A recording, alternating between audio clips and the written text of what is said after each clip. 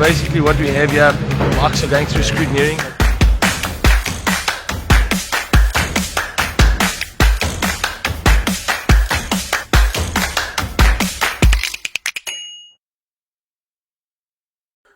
It's been an age, but we're back, and all bets have been placed on whether or not my voice will survive tonight's episode. But we have the man in SA racing at the moment. I mean, I feel like motorsport is winding down, but AJ is the busiest man in SA motorsport and international motorsport at the moment. AJ, I mean, we chat on and off, but welcome to the studio. This is your first time here. My first time here, Cliffy. Yeah, thank you. Thank you for having me here. Thank you to the guys from Raceday TV. It's the first time I've been here. Yeah, so this is the man cave. This is where dodgy stuff happens. But yeah, I know we've done COVID calls back in the day, and then you did one in Pretoria. But here we are in our secret location. But busy here for you. I saw, Suzuki guy, and then ZX10 Cup, and I was like, that's interesting. And then lots of things have changed. Although also I say Suzuki guy, but you also BMW last year. So there's been a lot of changes. What have you been up to since the start of the year? Yeah, Cliffy, it's been a mental year. I am still a Suzuki guy. I love my Suzuki. And I still do a lot for Suzuki with Stuart Baker and them. But at the same time, I'm riding ZX10 Cup. Yeah. So I've got a ZX10, backed by the guys from True Vine. Okay. By Howie and them. So I'm doing a bit of ZX10 Cup, and then I was racing a BM, which I rode last year, the TT. Yeah. I rode a BM again this year. I was also involved with Honda South Africa. Okay. With Paul Jacobs and Rian. They got behind me with our TT journey and the Northwest journey on the CBR 600. Okay, proper. So I'm on every little bit where you can think of. Yeah, you're getting seat time in, and also I think your little one's also riding these days as well. So there's not many days that you aren't spinning wheels. Yeah, so my program at the minute's been a bit crazy. I was in a fortunate position to go to the Red Bull Rookies. Okay. With KJ Mononyani. Okay. So I fit that in between the local racing. So if I start my year, we had ZX10 Cup, the Red Bull Rookies, then I did the Northwest 200 in Northern Ireland. I went across to France for a World Endurance round. I got the chance to work for the Team Classic Suzuki. Okay. In the week between the Northwest and the TT, and then obviously I went to the Ironman TT. Yeah, the big one. So that was good. And then my son's. When I say my son, we got a little kiddies team. Okay. And it's my son AJ on a PB50 and Augustine and Tori. Okay. He's my, I want to say my right hand man. I think he's my manager. He's my business partner. You guys have been together a long time, eh? I only know you guys together. So after this year's TT, I can make it official on Raceday TV that Augustine and Tori he's my manager and he's my test rider. That was he does all that. We have it official. He's officially there. But so his daughter, the lady, she rides a little Husqvarna 50. Okay. And my son and the lady are teammates in the short circuit series. Okay. So that is spearheaded by Tag 43. Okay. They run that. My dad, Andre Fente, he's the brains behind it, the mechanic behind it. So on the days when myself and Augustine are either at the TT, my dad was at the TT, but if we at other races, there's all these happening, my dad's the one getting the kids going. Yeah, I was going to say, because there's not a lot of weekends off. I mean, if you just weigh up the logistics on just one race calendar, it's quite busy. You're running the race calendars of about 4 or 5 different events. Yeah, so it has been mental. And it's what catches up on you is you're traveling. You don't just in the beginning you think, okay, cool, I'll do Jerez this weekend, and next weekend I'll do Cape Town. Okay. ZX10 Cup. Yeah. The problem is your Red Bull weekend starts on a Monday night or Tuesday night, so you do an overnight flight. Well, Jerez, for an example, is we flew Joburg, Charles de Gaulle. You have a 5-hour changeover. Okay. Then you fly 3 hours to Seville Airport, get a rent a car, and then you drive 200 km to Jerez. Okay. And then you're there for your 3 days, and then you make the route back. I did Essen after TT. I did Amsterdam, which was a better flight, where I went Joburg direct to Amsterdam, rent a car, but then you drive 200 k's to Essen. Yeah. And then that was, I think I left the Wednesday night. I got to Essen the Thursday. We had to be in the pits for the Thursday. They practiced Friday, qualified Friday, race Saturday, race Sunday. Monday morning, we woke up, myself and KJ, and we had to drive back the 200 k's to Amsterdam. So we left. It was funny. We left Essen at 5 a.m. Okay. Drove 200 k's to Amsterdam, got on an aeroplane, and I flew to Joburg on a day flight. Yeah. 9:30 that same Monday night, I was in Edenville in my bed. So it's like I woke up in Essen and I went to bed in Edenville. Yeah, proper. That's a good way to fly, though. You know what I mean? Yeah. So it does. It keeps you busy, and I mean, now this weekend we've got a weekend free now, and then next weekend I'll go down to East London for ZX10 Cup. We're on a break. I think it's about 6 weeks now. Okay. There's a 6-week break in Europe for Red Bull rookies, and then I'll go to Austria. Okay. To Red Bull Ring. Okay. We've got Austria left. We've got Aragon in Spain and Mazwana. So how does the Red Bull Rookies Cup, like, you go with, like, funding and that? Do you have to pay your own way? Like, how does it work? Is there funding in the team? Does the rider have to find the money? How does that kind of thing work? Yeah, so rookies is a very, very controlled thing, very sticky thing. Okay. And, you know, I go over as KJ's helper. That's Okay. what they call you. All right. And you have a rider plus one. Okay. And, you know, the Red Bull establish everything for them. So they have their coaches, they have their helmet technicians, their leather technicians, Okay. there's rider coaches, there's suspension technicians. So they supply the lot. And then you go over there as a helper. So my job is to look after KJ's bike. Okay. With limited things. Yes, So okay. so to keep it fair as a one-mate class, you know, I can't change the suspension on the bike. The suspension guy can. Okay. And it's up to KJ to sit with the suspension guy and work with him. How easy is that with language barriers and stuff like that? Look, what's nice in rookies is they have to work in English. Okay. They when they sit you down, they brief you, they tell you that, you know, there's kids from all around the world. Yeah. The method of communication is English. Okay. So it's up to them to learn, which works in our favor. Yeah, for sure. In saying that, KJ lives in Spain now. He's in an academy there where they train in the week, and he's got rider coaches. And I mean, you must hear him speak Spanish. Is that, eh? I saw him at the beginning of the year, and then I didn't see him for about 2 months. When I went over for the thing, and you know, we walk around everywhere, and he can speak Spanish. He speaks, you know, his Spanish is better than my Afrikaans. Okay. You know what I mean? That's pretty cool, though. Then I fly up and down. KJ's obviously got some sponsors behind him, and his family put the rest into him. Okay. You know, his mom's got a big, you know, my TT was a stress, but for what they're doing, what his mom's doing, you know, to keep KJ going in Spain and in Europe, and it's strong, man. It's understand we come from a country. Yeah, it's proper. On a deficit, you know. Yeah. With exchange rate and that. So she's managed Komoto. She's managed to keep it together. Okay. And then obviously we're putting things in place to find KJ sponsorship to offload that like financial the impact. balance. Yeah. Do you know what I mean? Yeah. But the fact of the matter is the kid's got an opportunity Of a lifetime. to be in rookies. He's got an opportunity to move into Motor Grand Prix, and he's got a family that back him. Yeah. You know, that are doing everything they can to put him. Yeah, which I think is the most important thing, you know? Well, that's the biggest thing, and I learned that going to the rookies, young Rushan Woodley. Yes. You know, with Arushan. Yeah. You know, I've known Arushan since I was a baby. You know, Arushan, well, he still is. You know, Arushan Woodley, and I mean, we get to Jerez and I bump into Arushan, have a good catch up with him, and you know, he's got his wife, he's got his daughter, his whole family have had to make that commitment and move to Spain. Yeah. You know, and they travel in a car just to help Raceday go racing. They come to the track, they're there on the day, and their lifestyle, you know, I mean, Arushan's got a business to run in South Africa, like I do, and he could easily have gone, you know, for the time and effort and the money and everything, whatever it costs to be there, could buy them a nice holiday. Absolutely. Do you know what I mean? Yeah. But yeah. I think that the opportunity that he's given his son and the family time they have and what they're doing just shows you the commitment of what it takes to be there. And that's the thing. I think like all of us think it's really easy. It looks easy and glamorous. You just fly all over the place and it's great. You've flown all over the place. Oh, it's. I mean, we've heard the story. I mean, it's very comical, but I think it needs to be shared. I mean, the good parts. We don't have to get into all the other parts, but I mean, when we talk about travel and commitment, I don't think there's anyone more committed than you, because I would have packed up like within the first 5 minutes. But take it away, because it started with the Northwest.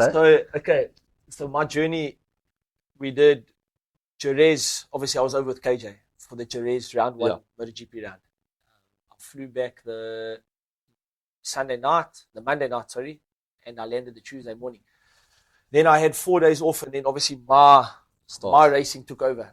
And prior to that Jerez round, obviously we'd had the build-up of prepping bikes, and we built a South African team like we did last year, where it was a South African bike from off a dealership floor, Santon BMW, and myself and South African, I want to say friends. It was friends and family that made this happen. You know, I had my dad, I had Augustine, I had Dom, I had Martinez from TRD, I had Saki, I had Matthew Schultz, I had he's my British mechanic, but he's you could call him a South African. He was my mechanic in England gym.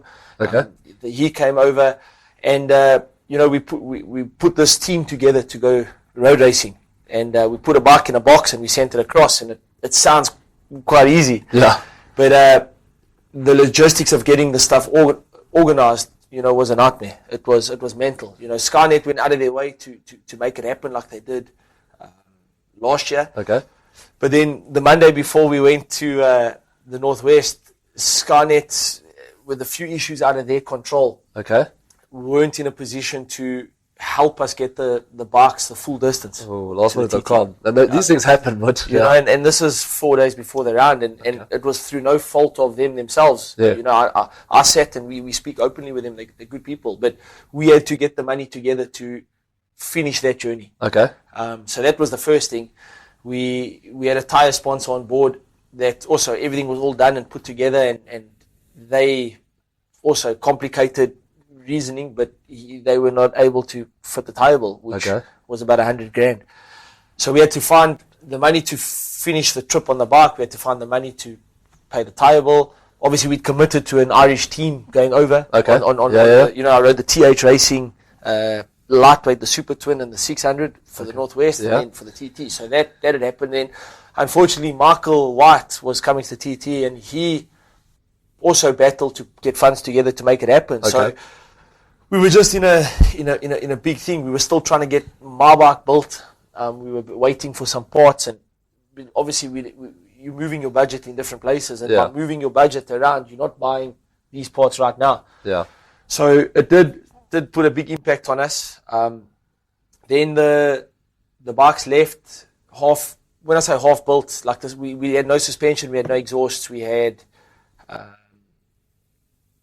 We had to do one or two things with the wiring. But those parts had only arrived after the bike had left because it had to be booked early. So we sent the bike in the crates. I didn't even see the bike, to be honest with you. My dad, Martinez and Saki, and then built that bike at LEKKA Racing, and Tristan and Dave, my guys, in the workshop, and you know, they built it to what we learned last year. And the first time I would see that bike, ride that bike, my dad put on the dyno at my shop. Made sure that it revved clean, made sure the maps were cool. Put in a box, and we wing it when we get to TT. Then I went to the Northwest, so I was home from Jerez for 4 days. I then flew Joburg, London, Belfast.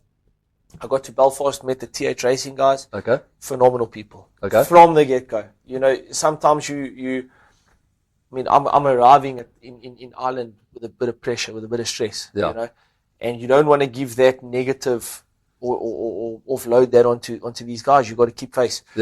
And one of the things that stuck in my mind with them was I got in the car, and Willis Marshall, the team manager, him and Trevor, his opening words were, AJ, before anything goes off, it gets busy, I just want you to know that I want you to enjoy yourself. Doesn't matter where you finish.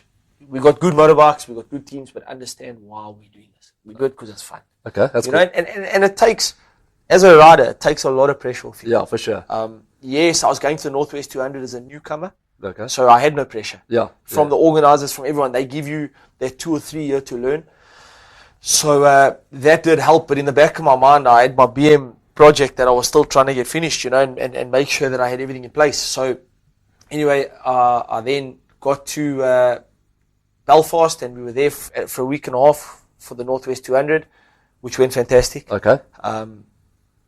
The Northwest as a circuit, it was my first time there, and I went. I think I got 2 top 10s or top 10 on the Super Twin, and on the 600, I was the fastest newcomer. Okay. So the team got the team award for the fastest newcomer for the Northwest, which was quite cool. That's proper. And it was a nice thing for them as well, Yeah. because they were a new team. They were launching all their stuff, and so they got so much marketing value out of it. It was nice for me as a South African to, have a good result, but it was also nice for the team to launch a good result. Yeah, for sure. And it just gave us good strides going to the TT.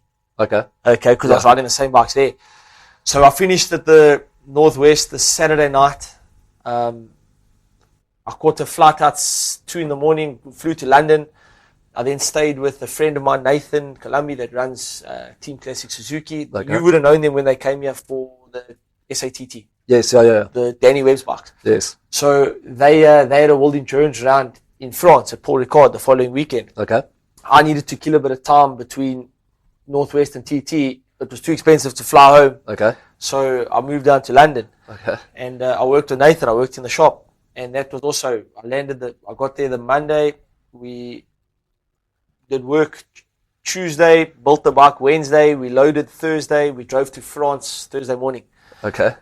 France was further than I thought, 1,800 Ks. So it was like a 12-hour drive. We got to Paul Ricard. And it was also a mental weekend. We had, as you do in race weekends, keeps you busy. And engines pop. And so we worked quite frantically. But we won. We won the race by 1 minute and 11 seconds, which was... It was a lifetime. It gave us a good, made the work worthwhile. Okay. Then I drove back that was the Saturday. I drove back the Sunday. We drove back to London. Monday we offloaded. We then loaded Nathan's van with all their stuff for the TT. Okay. And that was my lift to the TT basically. So we loaded Nathan's van. I drove it from London to Leeds, which was about 3 hours. I picked up Jim, my mechanic. Okay. We then drove 3 hours to Heysham, jumped on the ferry, and it was a 4-hour crossing. So we got there at 6 a.m. Okay. And then our TT trip started. Then we were there for about a week and a half, and then everybody from South Africa came across the TT, and that also relieved the pressure, because by then we'd managed to get our budgets a little bit more on par, that we knew what direction we were going. And then TT also worked out quite cool. Yeah. We got good results on the Super Twin. The 600 we went to K, and then the BM we had a few hiccups. But what was nice for me with the hiccups was I had good people with me. Okay. And, the people that I brought over were people that I knew if there was a bomb going off, you'd phone the bomb squad. Do you know what I mean? Yeah, This was my bomb squad, that there was nothing on this motorbike that these guys can't fix. Okay. Between my dad with electronics and the PC, between Saki and his BMW background, between Martinez, he's an all-rounder. He's a team player. He can build bikes, build engines. He's got a bad attitude. He's you know what I mean? Yeah. Martinez is there. So they could make it happen. I had Jim with his UK influence. I had Augustine there, team manager. Okay. Augustine he wore the collar shirt, and he was our personnel. Doing the thing and speaking to the people. 100%. Yeah. And then I had Matthew Schultz was there doing my helmets. I had my own helmet guy there, full-time right-hand man. Okay. And then Dom was there to feed the people. Okay. Dom, she made sure that our dinners were there with another company, Wendy, on the Isle of Man. Some friends of ours, they prepped our meals, but Dom could do the admin. Okay. So that we had to. One of the things we had to do when we got there was the suspension got sent over later, so we fitted the suspension. We had a few issues with the suspension from it standing. So our suspension for this bike hadn't arrived in time. Okay. So I borrowed a set of forks and I borrowed a back shock. Okay. And then Neil from Marata, Neil, from Passport, Neil, fantastic, and he helps us every year, sponsored us two Arata pipes. Okay. And they work. Last year we ran his titanium pipe, which I broke. My fault. I hit the belly pan and I smashed it. So he made us a stainless pipe. Okay. Sent him over this year. Fantastic. Okay. Beautiful piece of kit. Worked a treat.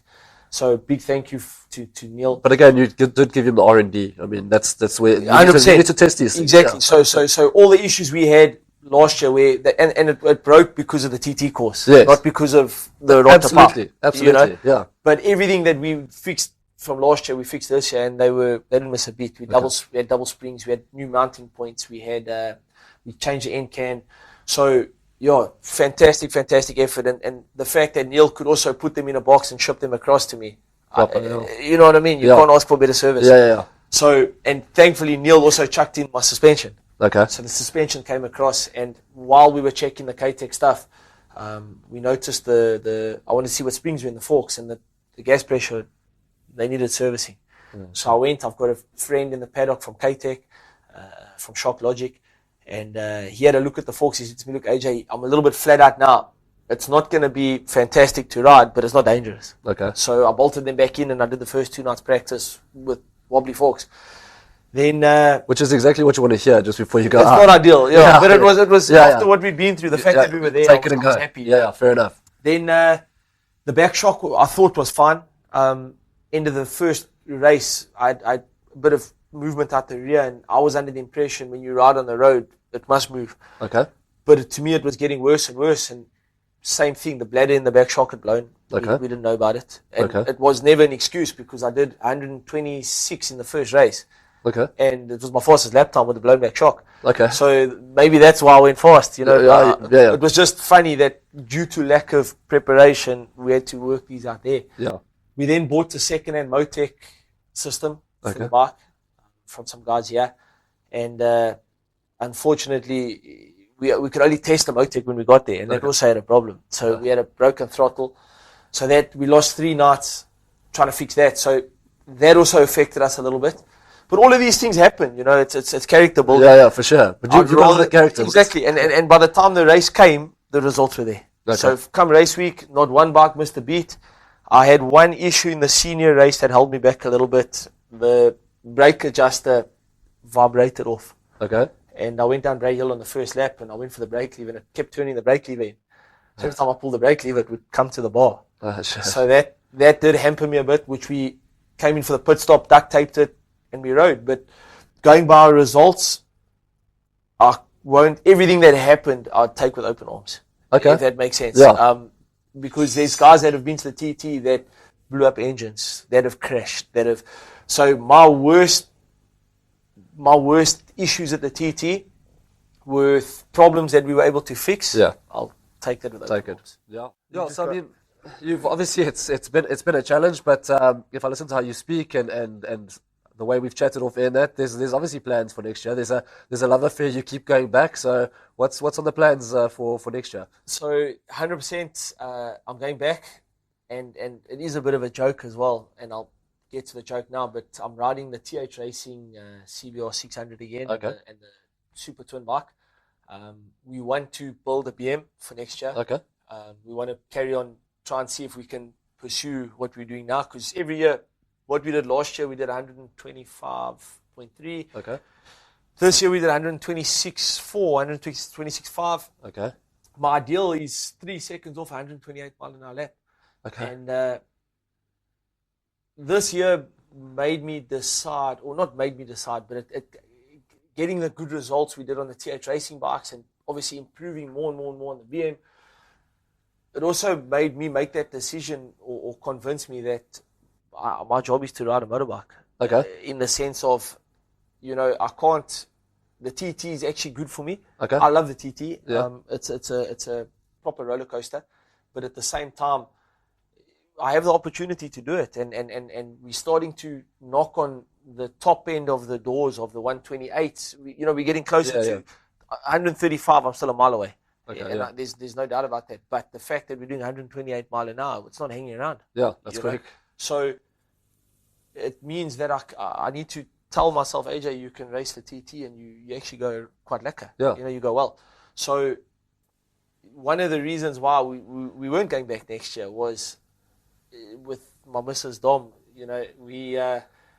I tread lightly when I say this, but as soon as you open the door, I started to cringe. But let's see what you got. We had an agreement that when I do my first TT, we'll get married. I've done 8 TTs. I'm still not married. You know that's never going to go away. Eh? So we had this conversation, and one of the things was the amount of, especially after this year, we had a lot of stress on the business, on the family, on just trying to make it happen. Yeah. And I just said to Dom, and I said to my guys, I don't know if we can keep doing this. Okay. Just because it is. It costs a lot of money. Yeah. And I was away for 8 weeks. Yeah. So LEKKA Racing takes are hiding. You know, it's unfair on Dom, it's unfair on AJ. They come over and everyone comes there, but to try and put this, it's you're in for it's 600,000-700,000 rand, Yeah. you know, exercise to try and make this happen. So Okay. it does make it tricky, but then you get the results and you go, we have to come back. Yeah. And it's worth the money. Yeah. We'll try harder, you know. And you know, I revert back to Augustine. I sat down. TH Racing came to us after the first round and they said, AJ, what are your plans for next year? And I said, guys, I'd just like to finish this first. Okay. You know, if for what it's taken just to be here, I just want to see it through. Yeah. And then we can. And I went back to Augustine and I said to him, listen, these guys want us to come back. And he said, AJ, do it. You know, and I still laughed because Augustine was also, I listened to Augustine a lot. He guides me with a lot of things in the business. And he said to me, you know, AJ, when we're done with TT this year, let's focus on growing business now. Let's chase money. Now he's come to the TT and he's seen what the TT is about, and he's enjoyed, his head's popped. He's enjoyed Chase lap times. and he's like, AJ, we're coming back. We're generally coming back. So tell them, you're coming back. Let's sit down. We'll find a way around it. So yes, I'm going back to the TT next year. Nice. And if it wasn't for the people like Menno Parsons from, you know, Master Power, Menno stepped up to the plate when we needed help. So, you know, if I had to run through the list of all the sponsors that made it happen, it's such a long list. Yeah. I mean, Honda South Africa backed money towards me riding a BMW. Yeah, it's crazy. Eh? You know what I mean? Yeah, But that's because Paul Jacobs and Rian are personal friends. Yes. You know, it's Honda. The 99% of our budget that came going racing this year was from friends and family. Okay. From the racing community, and you know, and you know, I had sponsors in. We had business sponsors, but we also had a lot of the racing guys contribute. Yeah, no, for sure. You know. So what would you change? Because obviously, like this year was it was a lot. I mean, just to sum it up. But like, what would you change? Like going into next year, like we're not doing this again. We're gonna change things up. What would make your life so much easier? Borrowing budget, because that's all budget always comes into play. The biggest thing when it comes to going to TT is preparation. Okay. So I train in the gym. I train Ultimate Fitness with Johnny Cricker. You know, my diets, NPL. You know, Stephen. Yeah. They look after all my diets. So all that preparation, you always try to be your best. Yeah. But one of the things we lacked this year was building the bike. Okay. And there was nothing wrong with what we've built. It was just the timing to build it, you know, and it boils down to budget. So we are already working on plans for next year, getting budgets in line now, so that you've got a year to build that bike. So that, you know, the first time I saw that BM was when I opened the crate. It was like a Christmas present. I got to the TT and opened this big box, and there was a BM parked there. So it would be ideal that we can go and test the bike beforehand. Yeah. You know, get the chassis right. Make sure we don't have issues with the suspension. Get the electronics working where we want it. Make sure we know what we're pulling with what gearing. Make sure the bike stops, turns. So, how would you test a bike like that here in South Africa? Take it to the track? Take it to the road? Like how does it work? You need to ride it on the road. Okay. The satellite road where everybody goes. Yeah. You know, we need to. So my top speed this year was 304.5, 305. Okay. So you need to go somewhere where you can pursue 305 or a little bit more. Okay. And that would help you just to see, you know, what the bike's pulling. Is it stable? You know, Okay, yeah. The Northwest 200 is actually the best place to set your bike up. Okay. And one of the reasons why I went to the Northwest was I'd never been. Okay. I had the opportunity through TH Racing, and it also helps prep you for the TT. Yeah. It gets your head up to speed, because the next thing is you're riding a bike at 300 k's an hour on a public road. You got trees and bumps, but at the Northwest you can make sure that the bike is stable. Yes. You know, that it goes in a straight line. You can make sure that everything works. You've got no water leaks. You know, you don't. It's not that you would have it, but it's things you need. It's boxes you need to tick. Yeah. Because you're saying along the lines of like, if you've got so many bikes, you've got so much time to qualify them, and if you don't box smart, then you're in trouble. How does that work? So come TT now, and Northwest, when you ride the same. With the Northwest, each bike. So I enter all the classes. Okay. So there were 7 races. I think it's 6 classes, if I'm not mistaken. So it's the Superbike race. The big bike on the BMW is the Superbike, the 2 Super Stock races, and the Senior. Okay. Then on the Super Twin, there was 2 Super Twin races, which is a ER6. Okay. And then on the Super Sport, there was 2 Super Sport races. Okay. Now, in practice week, you've got, call it 5 days to qualify, which sounds like a lot.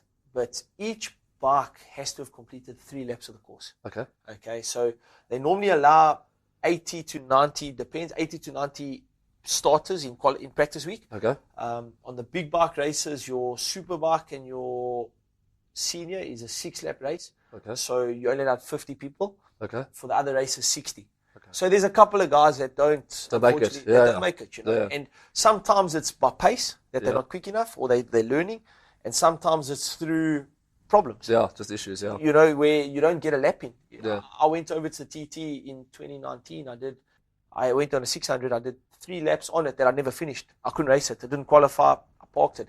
It cost me a pile of money to Just go do 3 over. laps. Yeah. I did 4 laps in my whole 2 weeks at the TT, Jeez. and it was 1 qualifying lap on a super twin, dispensation to race it, and I did a 3-lap race.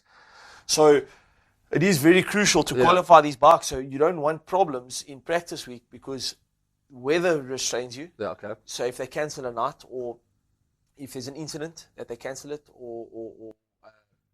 and that incident can vary from a public incident to a racing incident. Yeah. So you need to try and make sure you get out on one bike tonight, do 2 laps on this bike, 2 laps on that bike, then you park that one, jump on that one. So you alter them Monday to Friday when you can go out. Yeah. And then once you know you've qualified the bikes, it allows you to just sit and play with a few more things. Okay. You know? So you just got to basically chalk up a couple of laps so that you're in, and then from there you can start doing the fine tuning. Yeah, so get your banker laps in, and then remember also your setup that you're doing, you're setting up over 70 Ks, 60 Ks a lap. Yeah, yeah. So there's a lot of things that change, and from weather to gearing to suspension to tires, and each bike's different. Yeah. You know, and that was something I learned this year. You know, I had to ride the 650 one way, to ride the 600 another way, and to ride the big bike another way. And there's some corners on the big bike that you roll off and go back a gear, and there's corners on the 600 that you can maybe roll it, and then on the twin you got to hold it flat. Yeah, yeah. And if you had to ask, the hardest bike to go fast on for me is the small bike. I was going to say the same thing, because you got to be brave. You know what I mean? 100%, Yeah. because you take more risks. Yeah. And funny enough, James Hillier, when we were at Carl Army at the classic TT, when he was here, we were chatting, and I said I was riding the Super Twin, and he said, you know, you won't ride a Super Twin again. He says, because you have to ride them so hard. Now, this is coming from someone who won a TT. Yeah. I mean, on a Super he's Twin. done plenty laps. You Yeah. know? And he says the problem with the Super Twin is you take so many risks. Because picture you going down a straight road and you're doing 200 kilometers an hour. If you go through that corner and you roll off 20%, because it's only a small engine, you've lost that speed now. Yeah. So to make it up, so to keep the speed, you got to hold, but you got to remember, is that one flat, is that not? Yeah. And when you go through there, you do, The your heart thing is, stops. and by the time you realize you've done that, and when you start to pay the penalty, it's further down the road. Be like, I should have just kept it could've open. gone But faster. it's too late. Yes. You've lost like 200 meters. And on the small bike, every little bit counts. Yeah. I mean, there's places when you go up the mountain mile where you actually got to go down a gear to keep the bike pulling up the hill. Okay. You know, so the small bike it's, but I enjoy that. Yeah. I enjoy the it keeps you thinking. You know, the TT course is all about your head. It's a psychological game. So it's a lot. It does keep you busy. You know, practice it's mental. Yeah, it sounds crazy, but like, how well do you know that course? Like, I mean, because like I know sometimes when I've done like a million laps around Swartkorps, and sometimes I'm just like, hey, what am I doing? But on that thing, like you can't. And I mean, it like you said, it's a 70K lap. It's a long time. You've got to remember every inch. Like, how focused are you, and how much do you remember to the pavement, to the tree, to the light pole? So I want to tell you I know the course. Okay. I have to know the course. By Okay, now. yeah, fair enough. Okay. Yeah. But I never try and think I know it too well. Okay. Because the minute you think you know it too much is when You're about to learn a lesson. bites you, know, and it humbles you. You know, that's what it is. Absolutely. And some of the things like I do in practice week. So how practice sessions work is at night they close the roads. Okay. So in the UK it gets dark by 12, 1 o'clock in the morning. So they close the roads I think up was 4, 5 o'clock, and we ride sort of that from 5 to 7. So in the mornings and this is something else that just keeps you busy, is I've got to sit with 2 different teams and debrief. Okay. Now, I mean, the Irish, we all work together, and that the Irish guys, but when I say I sit with them, is I'll come in off the 650. I'll climb off, I'll sit with Davey, my crew chief there, and tell him, okay, I want to change this. Okay, he's going to do that, jump on the 600, and I'll go.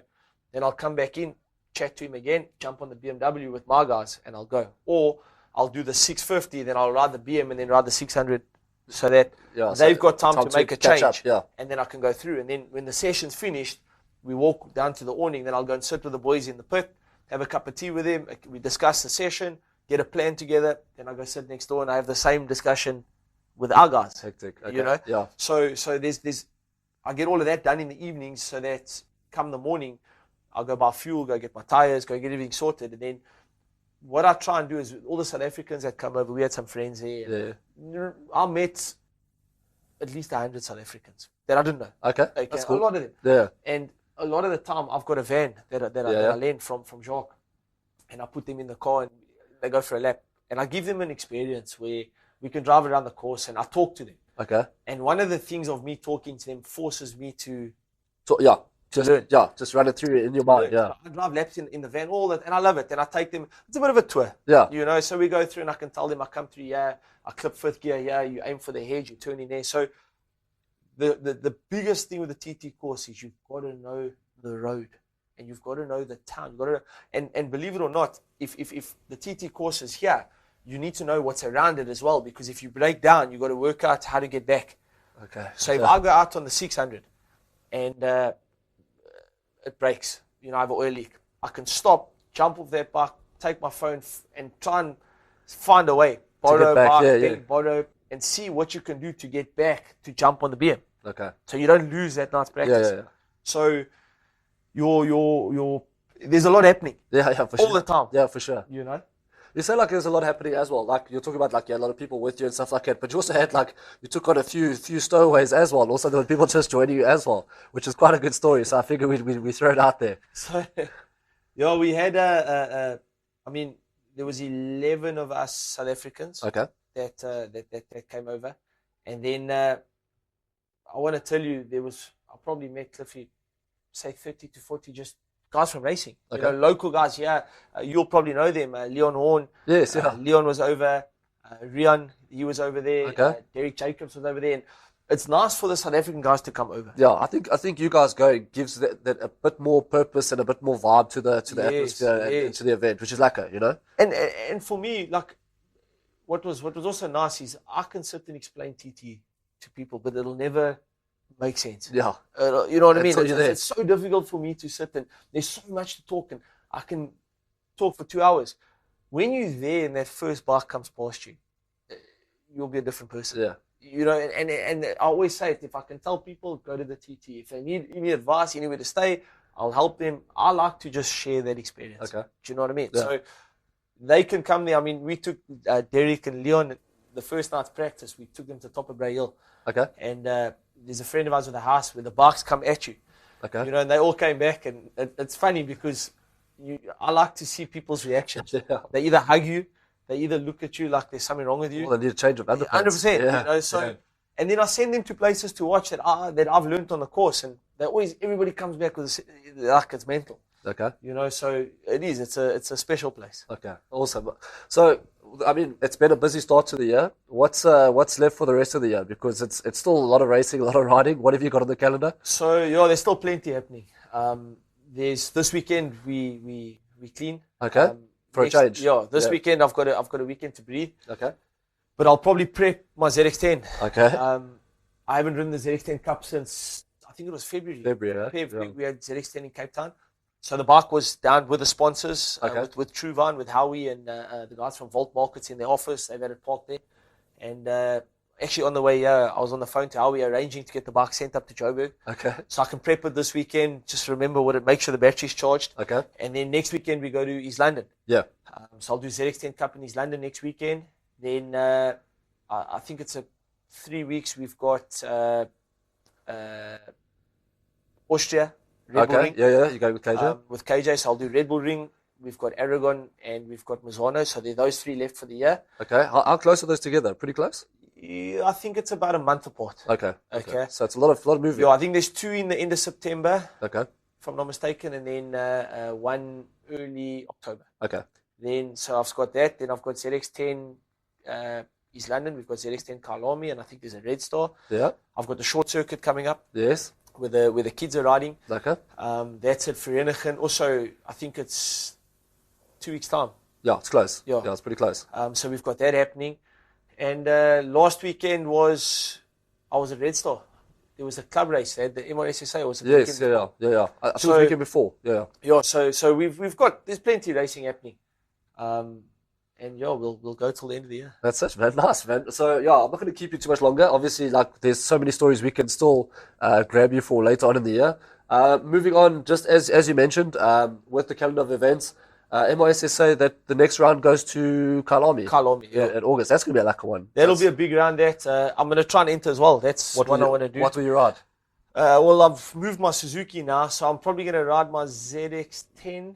Okay. I'll probably ride that, or yeah, I've got an R1, Augustine's R1. Okay, there you go. So So Augustine, switching it up. So we've either got the R1 or the he's riding his classic bike. Okay. So, but amongst LEKKA racing, we're gonna have You'll have- probably 3 or 4 bikes that we'll take there. But yeah, MRSSA should be a good round. That's going to be a proper one. Some fast guys riding. Kalami is always fun. And So, Kalami makes for good racing. Yeah, exactly. You know, it's a beautiful venue. so, yeah, Those wanna be 100%. So, yeah, so that's happening early August. Thunderbikes, that's at the end of August on the 18th. It's on a Sunday. ZX10 Cup, like we said, next weekend, that's down in East London. London, So yeah. you're going to hit the long straight there and you'll probably fall asleep because it's so slow compared to... Well, I don't know. I'm hoping. We were talking now. I was unprepared going to TT. I'm unprepared going to East London. So It seems like this is where you shine. I sort of think I'll be at home there. Just make it, yeah. And then we've got Track Days, which is having a Kalami event on the 7th of September, which is a Saturday.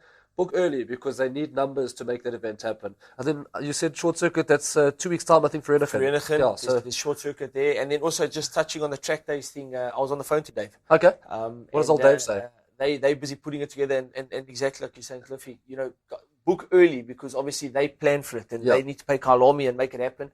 But they are running both those. I'm going to be at Track Days. Okay. I've got some customers going to support.